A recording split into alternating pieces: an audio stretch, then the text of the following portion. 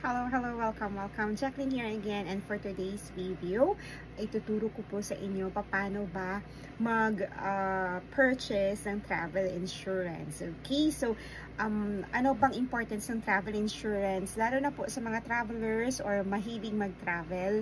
Para sa akin, this is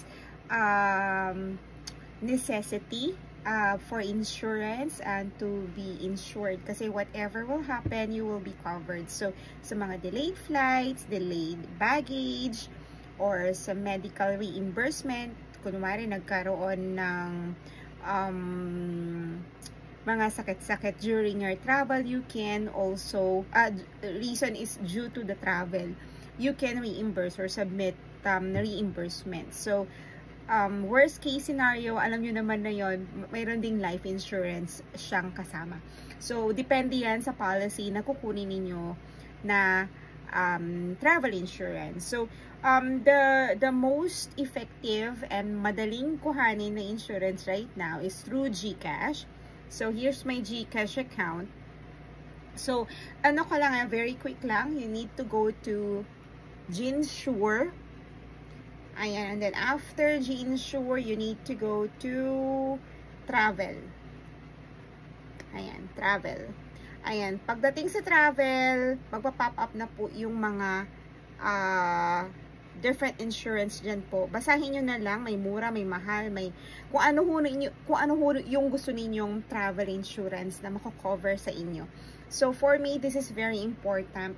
As a travel agent as well, on our portal, we also have travel insurance. So Cebuana, nag-check ako, wala silang travel insurance. So again, this is a must for me. So you may also check on that, kasi for example, if you will travel to somewhere na medyo hindi maganda ang tubig, 'di ba? Nakainom ka, nagka-diarrhea, na-hospitalize yung anak mo or ano, 'di ba? At least that's one of the benefit of having a travel insurance, that during your travel you got sick because of the travel. So you can at least perform or submit reimbursement or a claim sa inyong travel insurance. So I hope this video helps you out. So again, just go to your GCash account, GInsure, and then after GInsure, click travel, and then magpa-pop up na po yung iba't ibang travel insurance. May mahal, may ano naman, depende. Yung pinakamahal, syempre, yun yung pinakamaganda ang benefit. So, read first. Always read your terms and conditions before purchasing your travel insurance. So, again, this is Jacqueline Manabat Aranza Mendez, your travel guide. And thank you for watching. Have a great day, everyone.